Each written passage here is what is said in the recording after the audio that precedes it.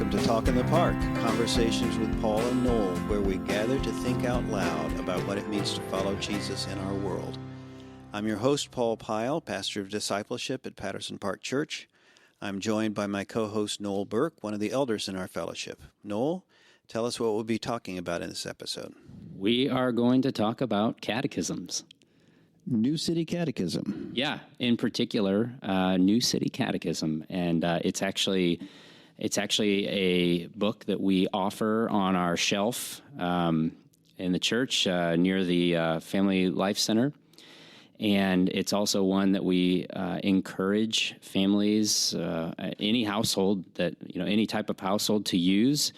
And we also use it when we are doing communion. We look at a question that is pertinent to what we're looking at, and we'll use that a question from there. So I know that I'm not all that familiar with the word catechism, even though it's an educational device that's been used in the church for centuries. So, Noel, what is a catechism? So a catechism is it has changed over time, but the way that you can look at a catechism is knowing what you believe and why, but primarily knowing what you believe. And it wasn't until Martin Luther, actually, during the Reformation, that the whole question and answer format. I did not know that. Yeah. Obviously you can look at things like creeds, and, why did they write creeds? They wrote creeds to make sure, hey, does everybody believe and believe in this statement? Can we all get behind this and have unity? It's kind of a similar concept, but it's a question answer format that allows you to learn biblical truth. It could be things about the Trinity. It could be things about a particular member in the Trinity. It could be something about the Bible or a specific doctrine. And it is something that you practice over and over again. As an educator, you're very familiar with that. Repetition really does. I'm a big believer in review and repetition. Yeah. And so, we'll get into this, but, my kids can rattle off some of these questions that they learned just a long time ago. And it's wonderful because maybe you don't remember it in the moment, but as you're thinking through things, oh, wait a minute, that doesn't jive with this question, and now it drives you to investigate. Right. I remember having a conversation with one of my former students who had really, after he left high school at Dayton Christian, had some real faith struggles, walked away, and then came back to the faith. And I remember him telling me, train up a child in the way he should go, and when he is old, he won't be able to get it out of his head. That's how he described it. Yeah. And that's what a catechism can do. You're right. It's something that it's just another part of the database the Spirit can use to bring to your attention. Yeah. I think that's absolutely true. I think it's let's do an example of it, actually. Okay. So I'm going to catechize you, Paul. I'm going to take. Yeah. It will not hurt, I promise. Maybe if it takes a long time for you to memorize it. But I'm going to do question 1, the New City Catechism. And I want to tell you that there's an adult version and then a kid's version. So it's a condensed answer. But the questions are always the same. So the first question is, what is our only hope in life and death? The answer is that we are not our own, but belong to God. So, what is our only hope in life and death, Paul? That we are not our own and we belong to God. Absolutely. And we would probably go through that a couple of times. This book in particular, and what I really want to do in a future episode is to talk a little bit more about family worship, because this is just a piece of family worship. This is a tool to do family worship. But this book in particular has a Bible passage, and it has the question and the answer. Now, the cool thing is there's also an app, and it has not only all of what's in the book, but it also has, on the kid version, it has a song. Oh, my goodness. And the song is the words of the question and the answer. And so perhaps down the road, I somehow will be able to dial that in so you can hear the songs. But they are very kid friendly. They're sung by kids, And I don't know what it is, but that repetition of the song really drives it in. I cannot tell you how many times in our home, my son and I are trying to remember the answer to a question, and we sing the song. Oh yeah, that's right. That's what it is. It's nuts. Yeah.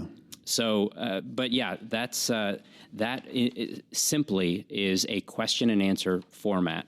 So I think you didn't ask that, but I think one of the reasons that music makes it easy to remember is it engages the right side of the brain. So the left side of the brain is trying to remember the words, the concepts, and the right side of the brain remembers the melody. Yeah. And so that helps it stick a little bit better. I went to seminary, but I still can't recite the minor prophets in order. But my wife, who learned a song, she knows she can find Jonah faster than I can because she knows the song. I don't know the song. Yeah. Yeah. So a catechism sounds like a Roman Catholic thing. Why should families in a non-denominational church want to use a catechism? Yeah, that's a great question, because I think, I know from my own personal experience, that sounded very much like a Catholic thing. The Catholic Church is well known for having the Catholic Catechism, and it talks about their doctrines and what they believe. And so, a Catholic would be catechized to memorize those essential tenets of the Catholic faith. But it's not actually a Catholic invention, which I was very surprised to learn. There's actually great evidence of some type of family worship occurring even in the early church. Some kind of regular, the family gets together and goes through the what do we believe? And it wasn't in the question-answer format in the early time period. But when you get into the Middle Ages, you see it actually, it really dropped off, and it just almost died as a tool. And part of that is access to a Bible. So if you think about it, who here listening to this doesn't own at least one copy, if not 20 copies of a Bible, and we take it for granted. But people died and bled to offer that for us. And it wasn't until the Reformation, two things happened. The Reformation and the printing press. Right. That we saw some kind of catechism reemerge as a tool for teaching people the truth. And so, obviously with the printing press, everybody can now have access to Scripture and read it together. And Martin Luther is actually, I think I mentioned it earlier, but Martin Luther is the one who actually popularized the whole question and answer format. And he has a statement. I didn't bring it with, it's in this book, but I would take too long to find it. But he says how this format has created these teenage kids who know more than these people who were in the universities who had studied for years, simply by re-engaging and talking about these questions and answers. But let's step back for a second. Let's look outside of this. Let's look at the term catechism or catechesis is not stated in Scripture, but the Greek word katecheo, and I'm sorry for any Greek scholars if I completely butchered that. I'm sorry in advance. But katecheo is where we derive the word catechism from, and it actually means to teach orally or to instruct. And you see that word used in passages like Luke 1:4, 1 Corinthians 14:19, Galatians 6:6, and it speaks about this, in other areas. But this concept of catechizing or instructing it's very much a biblical concept. It's a very useful way to teach your family the truth found in Scripture. I also want to point out some other pieces from Scripture that really have this concept. So I want to read from Psalm 78, 1 through 8. And I'm going to read from the ESV. Give ear, O my people, to my teaching. Incline your ears to the words of my mouth. I will open my mouth in a parable. I will utter dark sayings from of old, things that we have heard and known that our fathers have told us. We will not hide them from their children, but tell to the coming generation the glorious deeds of the Lord and his might and the wonders that he has done. He established a testimony in Jacob and appointed a law in Israel, which he commanded our fathers to teach to their children, that the next generation might know them, the children yet unborn, and arise and tell them to their children, so that they should set their hope in God and not forget the works of God, but keep his commandments, and that they should not be like their fathers, a stubborn and rebellious generation, a generation whose heart was not steadfast, whose spirit was not faithful to God. Now, I read this passage, and you can see the theme of fathers passing on their faith to their children. Faith, right.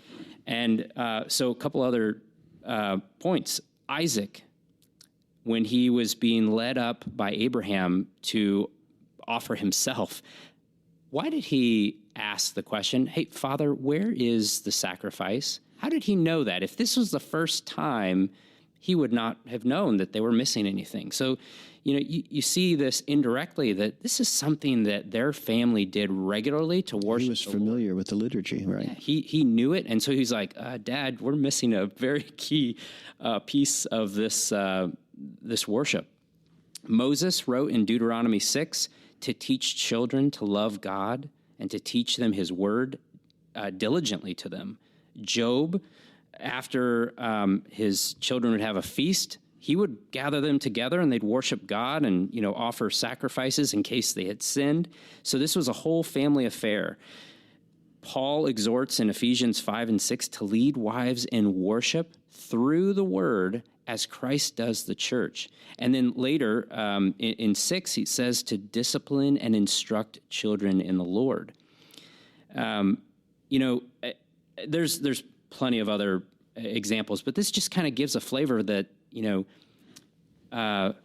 parents teaching their children, or if you're a household where you don't have kids, doing some regular liturgy where you are worshiping the Lord through singing, through the word, and through prayer is very much a theme that we find in Scripture. Mm-hmm. I think one thing that might sting a little bit to some of you listening, but if your strategy as a parent is to just hope and wait for teachable moments, I just need to be more proactive than that. I don't think that's a solid strategy. Right. Yeah, I think that doesn't mean that you're spending hours trying to concoct this very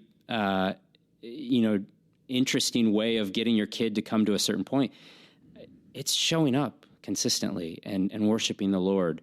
Mm-hmm. I don't think, and again, we need to delve into this topic a little bit more in a future one, but, this is not about creating a sermon that you're going to deliver to your family every night after dinner. This is just showing up and talking about God with your family. And there are going to be times when they're going to say, hey, Dad, what about this? And you're going to say, that's a great question, buddy. I have no idea. I'll get back with you on that. Right. And that's okay. Yeah, and these questions and answers are so short. Yeah. They're accessible even for littles. Yeah, absolutely. Yeah, and we'll talk a little bit more about kind of what that looks like. But yeah, I think it's an important thing that we consider this. Now, I do want to bring one thing up. This is very interesting. If I came to you and I said, hey, Paul, are you leading your family in family worship? And you said no. I would say, hey, I'd encourage you to do that. But that's probably about as far as it goes. I might follow up and say, hey, did you start?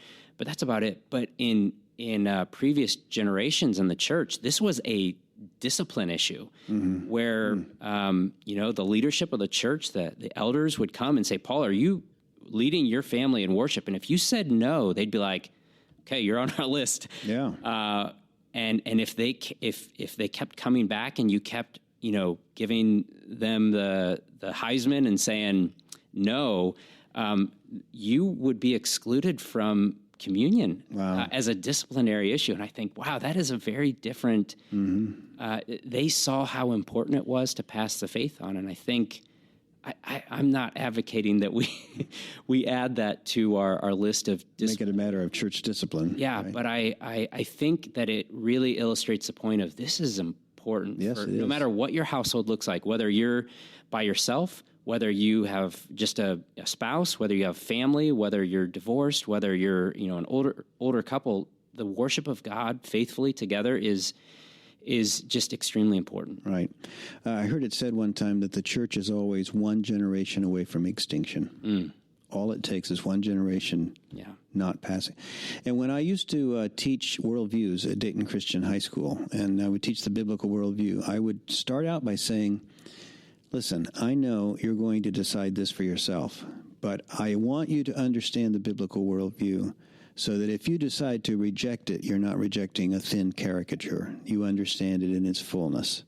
Because I know you have to make up your own mind about that, but I want you to know what you're dealing with. Yeah. And that's what you're doing with catechism. You're helping kids get a full understanding of what the faith is. Yeah. They have to adopt it for themselves. And much as Christian parents want to make that decision, we can't make that decision for our kids. Absolutely. But it's best if they understand what it really is. Yeah. And, I think that's really good.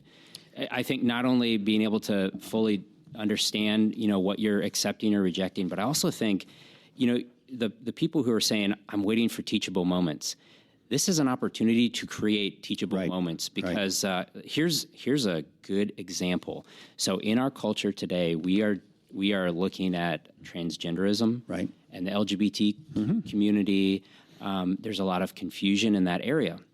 Question 4 is, how and why did God create us? And the answer from the kid version, God created us male and female in his own image to glorify him.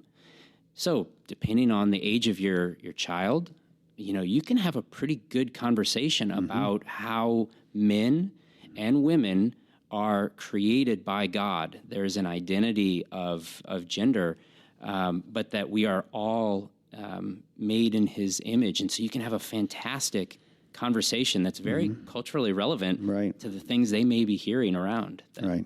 Very good.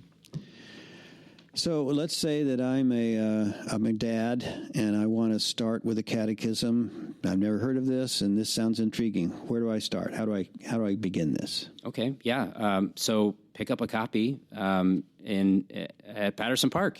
Come and I just went and checked, and there are 10 copies, or more than 10 copies available right now, but who knows? Yeah. So, and we would be delighted to run out of those and order more. Please clear that shelf. All right. And if you're like, I don't like the analog books, that's fine. Go download the New City Catechism app. It's a black tile with an orange, I'll call it, outline of a book, and all of that is on there for free. Wow. It has everything. So I would get that. And let me demystify this for you. Again, I said earlier, this is not a sermon prep where you're having 3 points for every verse. This is showing up consistently. The way it looks in my family, I will be the first to admit, I don't do this every single day. And there are times when I'm very good at being consistent, and there are times when I drop the ball as a dad. And so let me be the first to admit that if this was a faithfulness test, I would fail. But I keep trying to show up. And we have not just used the New City Catechism either. We started with that. In fact, the New City Catechism has been something that we have used off and on over periods of time. We started with Levi when he was really young, and he loves memorizing. So we were just blazing through questions. I think we got So there's an orange section, a blue section, and then a green section, and the colors correspond with topic areas. I think we had gotten near or to the end of the second one, and there's 52 questions. Wow. And so he was eating it up. Yeah. He was eating it up. But then there was a time when it was like, this is not working. We need to change it up. And so we changed it up. Charlotte comes along, and we're looking at we were looking at things differently, and it was like, well, how do we do this with someone who's 4 years younger, right, with someone who loves to do this. And so we have done different Bible studies. We have done just different things. And sometimes it's just read the Bible, sing, and pray. I also want to, this should bring a sigh of relief. If you have young children, you should not be going more than 10 minutes. Yep. This should be a quick thing. This is not something that, they're squirming around for an hour. Like, okay, Dad, land the plane. This should be a quick thing where you go and you read, you sing, and you pray. And it could be that you read 5 verses of a Bible passage, you pray about it, and you sing. Singing is probably the one that makes people the most uncomfortable. I have found people are very uncomfortable singing in front of other people. I will be the first to admit I don't have a great voice. But if you come to my house and you hear, I will sing, and you will hear my voice, whether it's good or bad, I don't know. I kind of don't want to know. But I will sing out loud because I'm singing to the Lord. And I'm also demonstrating to my kids, we sing to the Lord whether he has gifted us with a beautiful voice or we sound like a horrible singing voice. But we actually have hymnals from John MacArthur's church. It's a wonderful collection, and we have a couple of copies, and it has older hymns and newer hymns, and we'll do that. We use the Patterson Park Hymn of the Month at times. There's a couple of books that correspond with that, talking about the history. Just find something. It could be that you have songs on the radio that you love, and you're like, we're going to sing that song. Mm-hmm. Now, I will tell you that when you try to sing like those really great singers on the radio, that doesn't always translate. Sometimes they're not really made for congregational singing, but just find something that you can do quickly. And as your kids get older, or if you have no kids, you can invest a little bit more time. I don't want to tell you exactly how many days a week to do that, but you have to define consistent for your family. Right. Your kids, your spouse are not going to remember all of those amazing nuggets that you came out with, but they're going to remember that you showed up consistently, that you love the Lord, and that they could tell that you love the Lord because you faithfully worshiped him throughout your life. It wasn't just on Sundays or when it was convenient. So do you think that answers kind of how do you get started? Yeah, that's simple? Good. And just to reiterate, these copies are available on the Family Resource Bookshelf, which is near the east entrance outside the Family Life Center. Yeah. Yeah. So get those and use them. Absolutely. Well, thanks, Noel. Tell us what we're going to be doing next time. So we are going to be looking at another piece that you wrote called Voting with My Feet. And I'm very intrigued by this. Obviously we recently interviewed Hope Rising, and we talked about, a vote. Or, is it that kind of vote? We're also very familiar with that term, voting with my feet, as we think about companies that we want to support or not support. So I'm very intrigued to have that conversation about, well, how does that relate to the church? Yeah, voting with my feet. Yeah. Talk in the Park is a production of Patterson Park Church. Audio engineering by John Ambrose. Music composed, performed, and recorded by Jason McClurg. This podcast has been a production of Patterson Park Church. Copyright 2024. No reproduction or duplication permitted.